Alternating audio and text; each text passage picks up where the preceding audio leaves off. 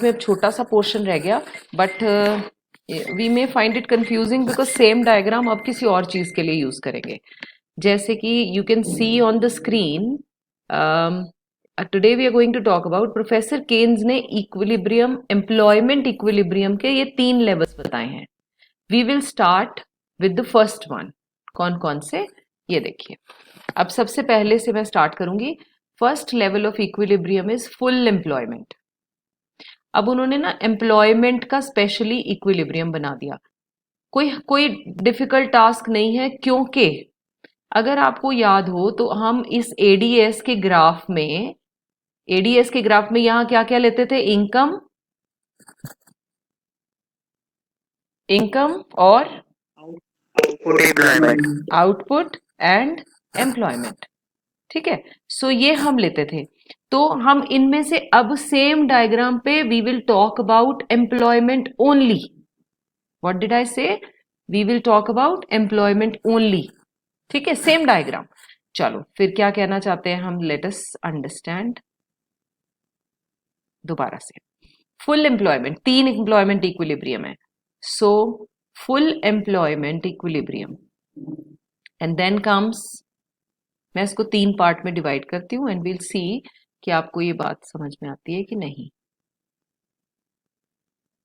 Okay, full employment equilibrium, under employment equilibrium and over full employment equilibrium. अब इन सबके साथ लगा दिया equilibrium. Equilibrium means when aggregate demand equals to aggregate supply. Okay, so let's start with the first one, full employment. इसमें ये कहना चाहता है कि ये 2 हमारे ग्राफ है। Name them please, name them. हाँ, ये वाला अपना आ गया aggregate supply, this is aggregate demand. यहां मैंने प्लॉट किया है AD and AS and here I am taking, अब देखो, अब यहां पर आपने इनकम, आउटपुट, एम्प्लॉयमेंट नहीं लेना, क्योंकि अब आप बात कर रहे हो एम्प्लॉयमेंट की। So you are going to take only employment out here. ठीक है जी, क्योंकि अब हम स्पेसिफिक एम्प्लॉयमेंट की बात कर रहे हैं। Okay, this is what is the equilibrium point. If I drag this here, मैं आपको ना अब नंबर से समझाती हूँ। अगर आप उसमें देखोगे ना नोट्स में, तो यहाँ पे OM ON लिखा है, लेकिन मैं आपको नंबर से समझाती हूँ। से फॉर एग्जाम्पल, ये क्या कहना चाहती है थ्योरी? ये कहना चाहती है कि देश में अगर 100 लोग हैं, फुल एम्प्लॉयमेंट इक्विलिब्रियम पर ये सारे के सारे एम्प्लॉयड हैं या नहीं है? हाँ जी बच्चों, हैं। सो दे ऑल आर एम्प्लॉयड, तभी तो इसका नाम क्या है? इक्विलिब्रियम, क्योंकि एडी और एएस मीट करता है 1, that is why the term is equilibrium. Full employment because जितना हमने सोचा था प्रोडक्शन पे, या जो भी सोच के सोचा, इतने लोगों को तो एम्प्लॉयमेंट मिलेगी, यानी हम इसको सिर्फ एम्प्लॉयमेंट पे बात करेंगे, प्रोडक्शन की नहीं करेंगे। हम कहेंगे देश में अगर 100 लोग हैं, इस सिचुएशन में 100 के 100 एम्प्लॉयड हैं। एम आई ट्राइंग टू से there is 100% employment in the nation? Yes, ma'am. Yes, लेकिन 100% होते हुए भी 2 तरह की अनएम्प्लॉयमेंट एग्जिस्ट करती है। किसको याद है वो दोनों नाम? Very good, frictional and structural. तो ये भी एग्जिस्ट करती हैं। इनकी तो मैंने ऐसी रेफरेंस ले लिया कि आपको याद है कि नहीं, बट यहां मैं कहना चाह रही हूं कि ऐसी सिचुएशन में, ये बहुत ही आइडियल सिचुएशन है, हर नेशन इसको टारगेट करना चाहता है और ये कहना चाहता है कि भैया अगर देश में 100 लोग हैं, 100 के 100 इस पॉइंट पर एम्प्लॉयड होते हैं, that's called full employment equilibrium. I don't think so इसमें तुम्हें किसी तरह का कोई इशू है तो पूछो। यहां आते हैं, क्या हुआ, कौन है? हाँ जी, ये देखो, full employment, it's a situation in the economy when aggregate demand is equal to aggregate supply corresponding to full employment equilibrium. When I say corresponding means that point when it meets, ये देखिए, पता है किसको कह रहा है? ये जो पॉइंट है इसके corresponding जो यहां आ रहे हैं लोग, उनकी बात कर रहे हैं।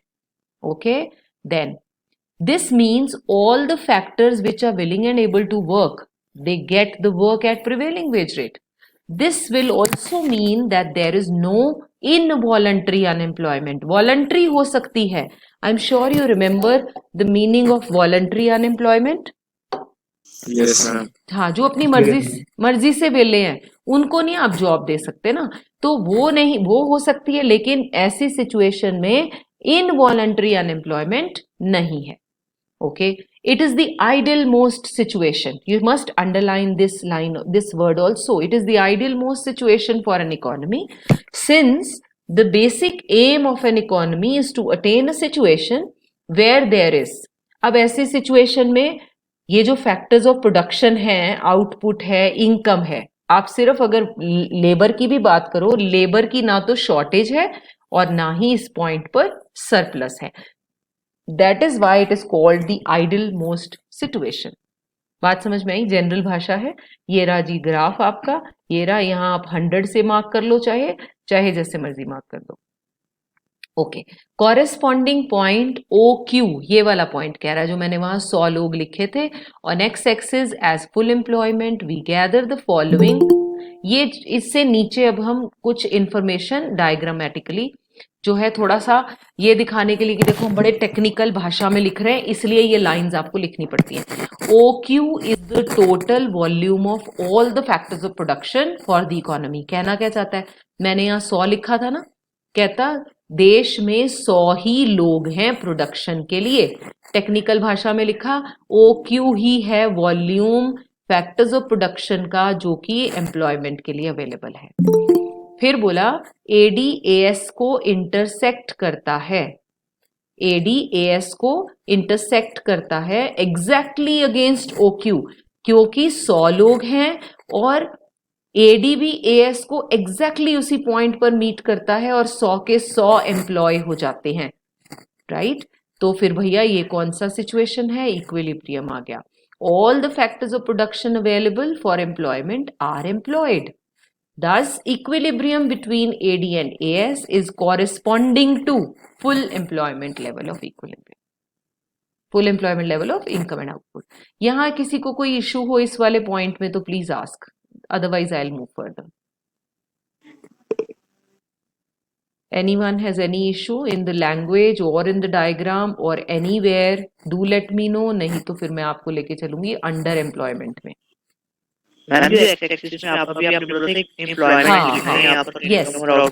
बिल्कुल, यहाँ पर वैसे लिखा है इन्होंने, लेकिन जब वो सिर्फ फुल एम्प्लॉयमेंट इक्विलिब्रियम पूछे, जब सिर्फ एम्प्लॉयमेंट पूछे तो आप सिर्फ एम्प्लॉयमेंट ही लिखते हो.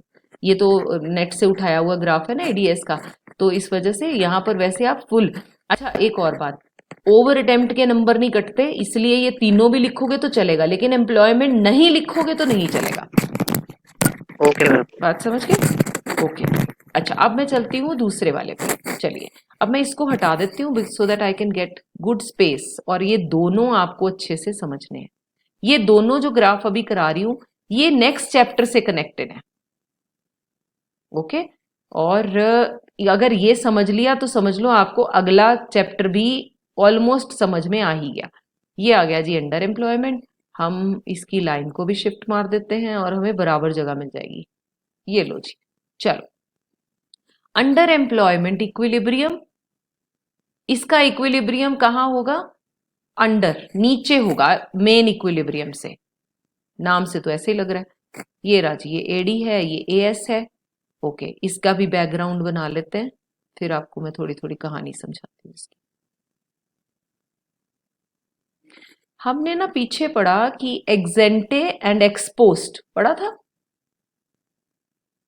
Yes, हाँ, एक्सेंटे और एक्सपोस्ट. अब जब पॉलिसी मेकर्स बनाते हैं कि भाई मैंने, इट्स समथिंग लाइक मैंने प्लान किया कि मैं इस महीने मुझे I must earn 5 lakh rupees, ये मेरी प्लानिंग थी, बट एक्चुअली आई अर्नड से फॉर एग्जाम्पल 3 lakhs. तो मैंने अब मंथ एंड में बैठ के एनालिसिस लगाया. ये बिजनेस में होता है, आपके बिजनेस हाउसेस में भी आपके पेरेंट्स भी करते होंगे. एनालिसिस लगाया कि कितने से शॉर्ट हुआ और क्यों हुआ, बैठ के ये रीजंस ढूंढते हैं. ऐसे ही तुम्हें नहीं लगता पॉलिसी मेकर्स भी जो एजम्पशंस लगाते हैं, अगर वो एजम्पशंस एक्चुअल से मैच होती हैं, they must be very happy, क्योंकि उनका एग्जेंटे एक्स पोस्ट से मैच हो गया, ये तो एक बहुत बढ़िया हो गया। लेकिन what if this is more और this is more, so they sit and they analyze what were the reasons, क्यों ऐसा हुआ कि भाई एस्टिमेशन कम रह गया या एस्टिमेशन ज्यादा हो गया। इतनी बात okay, x एंटे and x post, okay, इसको कंपेयर किया जाता है। ठीक, अब ऐसे ही मुझे पूरा समझाने देना, घबराना मत कि ये बात नहीं समझ में आई। अब ऐसे ही ये वाली अंडर एम्प्लॉयमेंट इक्विलिब्रियम कब आएगा? ये आएगा जब ये मेरा है एग्रीगेट सप्लाई, ये मेरा है एग्रीगेट डिमांड। हमने ये जो ये डिमांड होती है ना बेटा, ये एक्स एंटे होती है, जो हम सोच रहे हैं कि होगी, ओके। लेकिन एक्चुअली इतनी होगी कि नहीं होगी, ये थ्योरी कहती है अगर आपकी actual demand fall short of ex ante demand, then what will happen? ये एडी नॉट है, ये कौन सा है? Ex post. Say for example दोबारा से आती हूं, हमने सोचा कि मेरी मार्केट में मेरी गुड्स की डिमांड 500 यूनिट्स होगी। अब क्या ये जरूरी है कि 500 हो? हाँ, अगर ये हो जाती है exactly 500, I am in equilibrium यहां, एग्जैक्टली। लेकिन व्हाट इफ अगर डिमांड सोच से कम हो? एग्रीगेट डिमांड सोच से, सोची थी 500 बट हो गई 400, हो सकती है कि नहीं हो सकती? पहले ये बताओ। हो सकती है। हो सकती है ना। तो सोचा, हम सभी एस्टिमेशन लगाते, देश ने भी लगाया कि भाई इतना होना चाहिए, लेकिन हो गया 400। तो अब क्या करना पड़ेगा? प्रोडक्शन कम करनी पड़ेगी, इन्वेंट्री बढ़ गई, याद है? एम्प्लॉयमेंट क्या करना पड़ेगा? एम्प्लॉयमेंट कम करना पड़ेगा। हाँ बस वही, नेशनल इनकम डिक्रीज। बिल्कुल सही। तो मैं अभी एम्प्लॉयमेंट पे रुक जाती हूँ, क्योंकि हम तो एम्प्लॉयमेंट की थ्योरी पढ़ रहे हैं। एम्प्लॉयमेंट पे क्या असर होगा? हमने सोचा था, ध्यान से मेरी बात सुनेंगे सभी, हमने सोचा 500 यूनिट्स बिकेंगे, इसीलिए मुझे लगा कि 100 के, ये कितनी गंदी लाइन है, अनडू कर दूंगी मैं, एक एक डॉट, हाँ। तो हमने सोचा कि 500 यूनिट सेल होंगे तो हमें 100 बंदे एम्प्लॉय होंगे, लेकिन हुआ नहीं। हुए कितने? प्रोडक्शन कम हुई, 400। हाँ 400। तो मैं यहां लेती हूँ, अगर प्रोडक्शन कम हुई तो बंदे भी तो कम करने पड़ेंगे ना, एम्प्लॉयमेंट भी कम होगा। से फॉर एग्जाम्पल 70। ये जो गैप है, what does this gap represents? सोचा 100 बंदे लगेंगे, 500 यूनिट बनेंगे, लेकिन प्रोडक्शन तो तुमने कम कर दी। प्रोडक्शन कम होने से तुमने लोग भी निकाल दिए, तो 30 बंदे तो निकाल दिए। अब कितना है नया इक्विलिब्रियम? ये देखिए जी, नया इक्विलिब्रियम। इक्विलिब्रियम वर्ड इसलिए लिखा क्योंकि AD must meet AS, no matter. ये देखो, ये टारगेट था यहां जाना, लेकिन हुआ नहीं, तो AD not meets AS at E not. This equilibrium is called, this point is called under employment equilibrium। क्यों कह रहे हो भाई फिर इक्विलिब्रियम? क्योंकि मीट तो कर ही रहा है ना एएस से, जहां कहीं भी एडीएस से मीट करेगा उसे इक्विलिब्रियम तो कहेंगे। लेकिन इसे अंडर क्यों कहा? क्योंकि इसमें आपने ये बंदे निकाल दिए, टारगेट से कम लोगों को एम्प्लॉय किया, हाँ या ना? यस। एवरीबॉडी। तो यहां ये जो अंडर एम्प्लॉयमेंट इक्विलिब्रियम है, व्हाट डज दिस शो? क्या इसमें किसी तरह का आपको इनवॉलंटरी अनएम्प्लॉयमेंट नजर आता है? हाँ जी रिया, इन हाँ पहले तो मुझे ये बताओ ना, इनवॉलंटरी अनएम्प्लॉयमेंट इस ग्राफ में कहीं नजर आता है? इनवॉलंटरी है, वॉलंटरी नहीं। वॉलंटरी को भाव तुम देते ही नहीं, वॉलंटरी कौन है? काम ही नहीं करना चाहता, उसको कहाँ सोच रहे हो? उसको माइनस। हाँ जी, हाँ क्या कह रहे हो, बोलो। मैम शायद जो 30 हमने निकाले हैं वो इनवॉलंटरी है। Yes, this is what is involuntary unemployed. बेटा वॉलंटरी वाले तो हम सोचते ही नहीं, वो तो इसमें थे ही नहीं, 100 में भी नहीं हिसाब लगाया था, क्योंकि उन्होंने तो काम करना ही नहीं ना, आप उनको नहीं करा हम भी लेबर फोर्स में किसको गिनते हैं, किसको बेटा, वॉलंटरी जो वालों। काम करना चाहते हैं, जो विलिंग है। जो विलिंग ही नहीं उनकी तो यहाँ बात ही नहीं करते। तो यहाँ स्पेशली लिखना है कि ये जो गैप है, गैप बिटवीन दिस, चाहे ये क्यू करके क्यू नॉट करके लिखो, this shows that these people have not got the job, they wanted to do it but they are not getting the job because आपका सामान ही नहीं बिक रहा, आपकी डिमांड आपकी सोच से कम है। जब आपका सामान नहीं बिक रहा तो आप इन लोगों की नौकरियों के लिए थोड़ी प्रोडक्शन करोगे, आप प्रोडक्शन कम कर दोगे, कम करोगे तो शॉर्ट रन में बंदे निकाल दोगे तो ऐसी कंडीशन देश को अनएम्प्लॉयमेंट बढ़ाती है। अब पूछो रिया अपना सवाल। मैम हम लोग जैसे डेटा वगैरह देखते हैं, हर कंट्री में अनएम्प्लॉयमेंट तो होती है, जैसे इंडिया में इतनी अनएम्प्लॉयमेंट है, सब यूएस जगह में होती है। इतनी है। तो अगर किसी कंट्री, तो क्या इसका मतलब यही हुआ कि उस कंट्री में फिर डेफिसिट डिमांड चल रही है इकोनॉमी, और अगर डेफिसिट डिमांड में चल रही है इकोनॉमी तो फिर इन्फ्लेशन किससे बढ़ रही है हमारी डे बाय डे? हाँ देखो एक और बात, बड़ी अच्छा सवाल है और बड़ी अर्ली एज स्टेज पे पूछा है तुमने, मुझे उम्मीद नहीं थी कि ऐसा किसी कोई दिमाग अभी पहले ही चलाएगा। Perfectly you are saying everything is absolutely right. तभी तो ये जो वाली जो थेरीज है ये इंडियन स्ट्रक्चर में फिट नहीं होती, ये कॉन्ट्राडिक्टरी हैं। एक तरफ तो हम कहते हैं महंगाई हो गई है ना, दूसरी तरफ हम कहते हैं अनएम्प्लॉयमेंट भी है। तो महंगाई मतलब तो एक्सेस डिमांड होता है, एक्सेस डिमांड मतलब जेबों में पैसे हैं, तो अनएम्प्लॉयमेंट में जेबों में पैसे कैसे आए? तो ये बिल्कुल सही कह रहे हो। तो ये मिसफिट हैं अंडर डेवलप्ड नेशंस में या डेवलपिंग नेशंस में, specially these theories which are made by those people who belong to developed nations. Professor Keynes was from a developed nation and he made this theory which is fitting into their system. Okay, एक और चीज, एक और, हाँ बोलो बोलो, क्या बेटा? आप एक बार कंप्लीट कर लो, मैं फिर पूछती। हाँ मेरी ये वाला पॉइंट समझ में आया, इट्स एक्चुअली मिसफिट। क्योंकि अब एक तरफ बिल्कुल सही कह रहे हो आप, एक तरफ तो हम कहते हैं इन्फ्लेशन है, ऊपर से हम कह रहे हैं कि हमारे देश में तो अनएम्प्लॉयमेंट भी, दो सिचुएशन इकट्ठी कैसे हो सकती है? बिल्कुल नहीं हो सकती। तो these theories are not basically made for countries like India. एक और बात लास्ट, फिर आपका सवाल। अनएम्प्लॉयमेंट का सिर्फ एक ही कारण नहीं होता, that is demand, there may be many other reasons, you know। unemployment chapter अगर आप वो पीछे वाला human capital formation में आए तो there are many reasons, there can be many reasons। और क्या क्या कारण हो सकते हैं? लोगों के पास skills नहीं है, लोगों के पास education नहीं है, सफिशिएंट रिसोर्सेज नहीं है, अपॉर्चुनिटीज देश में नहीं है, एग्रीकल्चर डेवलप नहीं है अगर हमारा मेन बिजनेस एग्रीकल्चर। सो अनएम्प्लॉयमेंट का सिर्फ एक ही कारण नहीं होता, लेकिन हम इसे बेस समझकर यहां पढ़ रहे हैं और ये ले रहे हैं, ये समझ रहे हैं, अज्यूम कर रहे हैं कि यस अगर डिमांड बढ़ती है तो ऑफ कोर्स प्रोडक्शन बढ़ेगी तो हम हर तरह के बंदे को एम्प्लॉय कर देंगे। अभी हम क्यों इतने चूजी हैं? Because we have variety available, हमारी इतनी तो पॉपुलेशन है, हम नखरा मार सकते हैं इसलिए मारते हैं। अगर नहीं होते लोग तो हम उन्हें जो होते ना बाकी उन्हीं को स्किलफुल कर देते, वो मैं इस वाली में भी समझाऊंगी। अब आप अपना सवाल इससे रिलेटेड पूछो, किसी का भी है तो। आपको ये समझ में आ गया?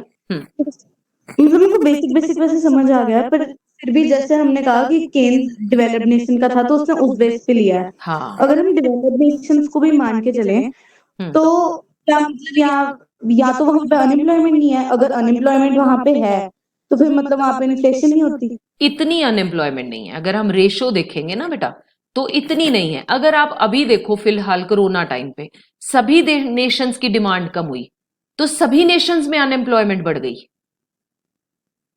ओके लेकिन अगर हम वैसे मैच करें इंडिया में अनएम्प्लॉयमेंट और यूएस में अनएम्प्लॉयमेंट, बहुत फर्क है। इसमें हमारे देश में तो मुझे जहां तक लगता है 35 to 40% कहते हैं हम अनएम्प्लॉयड, और यूएस में हम कहते हैं 7 to 8%। Isn't it a big gap? है ना? तो इनका टेक केयर तो देश नेशन कर ही सकता है। ये बर्डन है, देखो कितना बड़ा पॉपुलेशन है जो वेली बैठी है। तो इसका मतलब क्या हुआ, ये अनएम्प्लॉयमेंट, हाँ दोनों नेशंस में, क्योंकि भैया ये डेवलप्ड है, यहाँ पर तो आपका जो है per capita income is very high.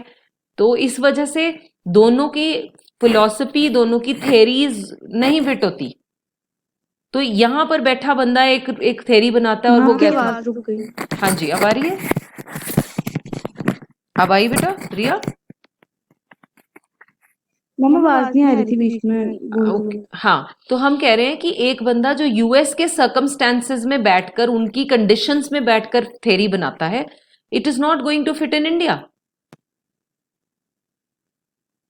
ठीक है, हम समझ गए। समझ गए ना? हाँ बिल्कुल, मैं इस पॉइंट पे आपके एग्री करते हैं जी, ये कि भी ऐसा क्यों है। बाकी किसी को इस सिचुएशन से कोई तकलीफ, कोई प्रॉब्लम बताओ जल्दी जल्दी, नहीं तो मैं इधर चलती हूँ। इसको समझते हैं सारे? No ma'am. ठीक है, गुड। अब इसको समझेंगे तो और बेटर आइडिया आ जाएगा। देखिए अब हम ले रहे हैं इस कंडीशन में, अब मुझे बताओ जरा, over full employment equilibrium condition में तुम्हारे हिसाब से एग्रीगेट डिमांड नीचे आएगी या ऊपर जाएगी? यानी जितना एस्टिमेशन लगाया, जितना आपने एस्टिमेशन लगाया उससे जो एक्चुअल हुआ वो ज्यादा है या कम है? वर्ड ओवर क्या कहता है? ज्यादा है। हाँ, मतलब पोस्ट इज मोर। जितना सोचा था, मैंने सोचा 500 यूनिट बिकेंगे, बिक रहे हैं 600। मांग रहे हैं लोग 600, बिक रहे हैं नहीं, मांग रहे हैं 600। इसका मतलब the aggregate demand is higher than the ex ante aggregate demand. यहां पर कंपैरिजन मैं सप्लाई से नहीं कर रही हूं, एग्जेंटे और एक्सपोस्ट का कर रही हूं। ये समझ में आ गया होगा, तभी हमने ग्राफ भी ऊपर नीचे करे हैं। ओके, अब देखिए इस पॉइंट पर इक्विलिब्रियम है, और ये कितने लोगों की प्लानिंग पर है? 100 लोग। नेशन में 100 लोग हैं और हमने प्लानिंग उस हिसाब से की, दिस इज इक्विलिब्रियम। लेकिन ये एक नया इक्विलिब्रियम है जहां AD dash is matching with aggregate supply. Can you see everybody? ये वाला पॉइंट ई डैश, इस ये क्या सिचुएशन कहता है? लोग हमारे पास 100 हैं, बट हमारे यहां तो प्रोडक्शन बढ़ता ही जा रहा है, बढ़ता ही जा रहा है। ये this is what is over full employment equilibrium. अब क्वेश्चन आता है, लोग तो हमारे पास सिर्फ 100 हैं, चाहिए 120, कहां से आएंगे बताइए? क्या हम ला सकते हैं इनको कहीं से? मैम हम लेबर के अलावा भी तो इनपुट्स यूज कर सकते हैं प्रोडक्शन के लिए, मशीन। हम यहां सिर्फ कौन सा फैक्टर पढ़ रहे हैं? Employment equilibrium. हम यहां सिर्फ लोगों की बात करेंगे, फिर मैं तुम्हारे प्रोडक्शन वाली बात भी करूंगी। लेबर फैक्टर की बात कर रहे हैं, वैसे उसकी भी करेंगे। हाँ जी, शॉर्ट रन में आपको 100 बंदों की प्लानिंग की थी, 100 बंदों को नौकरी मिल जाएगी, लेकिन लोग तो खरीदे ही जा रहे हैं, खरीदे जा रहे हैं। हमें 120 चाहिए, ला सकते हैं कहीं से, बंदे पैदा कर सकते हैं? हाँ वॉलंटरी, बेटे जिसने वॉलंटरी वाले, अब तू सुन वॉलंटरी की स्टोरी। रूटीन में तो 4 बजे सब बच्चों का टाइम मैच नहीं होता क्लास का, इसलिए उन्हें वीडियो देखना पड़ता है। लेकिन आज क्या है, तो जो वॉलेंटरली पढ़ना ही नहीं चाहते बेटा, उसको पढ़ा सकती हूं मैं। मैम आपकी बात नहीं आ रही, दोबारा सुनो, अब आ रही है? Yes ma'am. हाँ, मैंने कहा रूटीन में तो 2 से 3 बैच वाले बच्चे जो हैं वो 4 से 5 नहीं लगा सकते, उनकी डिफरेंट क्लासेस होती हैं। ठीक है, समझ में आता है, तो वो रिकॉर्डेड देखते हैं। आज क्या प्रॉब्लम है? तो जो वॉलंटरली नहीं पढ़ना चाहते, क्या मैं उसे पढ़ा सकती हूँ बेटे? जिसने पूछा था वॉलंटरी वालों को कन्वर्ट करते हैं, नहीं पढ़ा सकते। तो जो वॉलंटरी जॉब नहीं करना चाहते तुम उनसे करा सकते हो? No ma'am. तो मोदी जी कैसे कराएंगे? नहीं करा सकते, उनको माइनस कर दो। वो तो हमने इस 100 में हिसाब ही नहीं लगाया, उनको नहीं बना सकते आप। तो ये 20 शॉर्ट रन में कहां से लाएं बताओ? अमेरिका से, चाइना से इंपोर्ट करें बंदे? तो मैम वैसे आई लेबर अगर हमारी कंट्री से तो बंदे जाते हैं दूसरी कंट्रीज में काम करने। वो हमारे, क्योंकि हमें नीड है और हम उन्हें कहेंगे कि तुम हमारे नेशन में आ जाओ, और वो आ जाते हैं। पढ़ रहे है बेटा? मैम, आपकी आवाज नहीं सुन रही। अरे यार क्या पंगा इसको, आवाज को। हाँ, मैं क्या पूछ रही हूँ, क्या ये बंदे बेटा आज आ जाएंगे ऐसे? प्रोडक्शन करनी है हमने और हम फिर वहां से बंदे मंगा लेंगे अमेरिका कनाडा से, और हमें वो कॉस्ट वाइज ठीक पड़ेंगे, है ना, प्रोडक्शन करने के लिए, ब्यारियों के साथ काम करने के मैम लिए। आपकी आवाज नहीं आ रही। यार ये क्या है यार, आवाज ही नहीं आ रही। मैं I switch to some other internet, पर इंटरनेट तो मेरा फुल चल रहा है। मैम अब तो आ रही है मेरे को। अब आ रही है, बीच में कट रही होगी। तो बेटे सुनो रिया, ऐसा नहीं पॉसिबल हो सकता। आप ये सोचो, हमने प्रोडक्शन करनी है, आपको लेबर वाले लोग चाहिए, या मे बी चलो किसी भी तरह के इलेक्ट्रिशियन चाहिए, या जो भी चाहिए। तो शॉर्ट रन में लेबर नहीं अरेंज होती, जितने लोग हैं। अच्छा तुम कह रहे थे प्रोडक्शन, तुम्हारे प्रोडक्शन हाउस में 100 यूनिट बनाने का, हाँ 100 यूनिट बनाने का वो है, प्रोडक्शन हाउस जो है मैक्सिमम 100 यूनिट तुम बना सकते हो उसमें।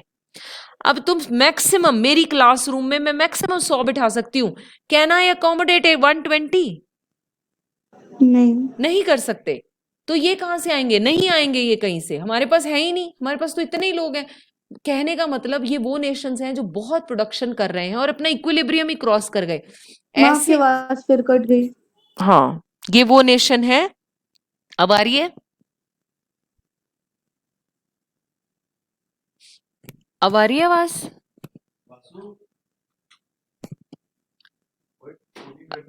Can you listen to me now? Ma'am cut cut के आ रही है आवाज। अरे ज्वाइन यार कर लो, कट के आ रही है। पता नहीं क्या हो रहा है, ठहरो। हाँ तो अब ये है, अब देखो ध्यान से सुनो, अगर तुम्हारे यहाँ 100 यूनिट बनाने की कैपेसिटी और तुम्हारा सामान मांगे ही जा रहे हैं, लोग मांग रहे हैं और मांग रहे हैं, तुम और नहीं बना सकते शॉर्ट रन में, तुम पता है क्या करोगे? तुम अपना प्राइस फिर बढ़ा। से बात चलेगी। यार देखती हूँ मैं, एक मिनट। हाँ जी बेटा, सो क्या होगा, अगर आप 100 यूनिट्स बना सकते हो अपनी फैक्ट्री में और आपकी डिमांड बढ़ते ही जा रही है, तो आप ये तो नहीं शिफ्ट कर सकते क्योंकि बन ही नहीं सकते शॉर्ट रन में, तो आप क्या करोगे? महंगा कर दोगे, प्राइस बढ़ा दोगे। सिमिलरली से फॉर एग्जाम्पल, मेरे रूम की कैपेसिटी 100 है, मतलब मैंने 100 बच्चों को पढ़ाना है और मेरे पास बच्चे ज्यादा आ रहे हैं, मैं नहीं ले सकती ना, रूम उतना ही है, उस रूम में इतने ही आएंगे, तो फिर क्या होगा? प्राइस चेंज हो जाएगा, प्राइस बढ़ जाएगा। द मोमेंट यू रियलाइज कि आपकी गुड्स की डिमांड ज्यादा है, आप अपने प्राइस को बढ़ा देते हो। दिस इज हाउ वी से डिमांड बढ़ने से प्राइस बढ़ती है।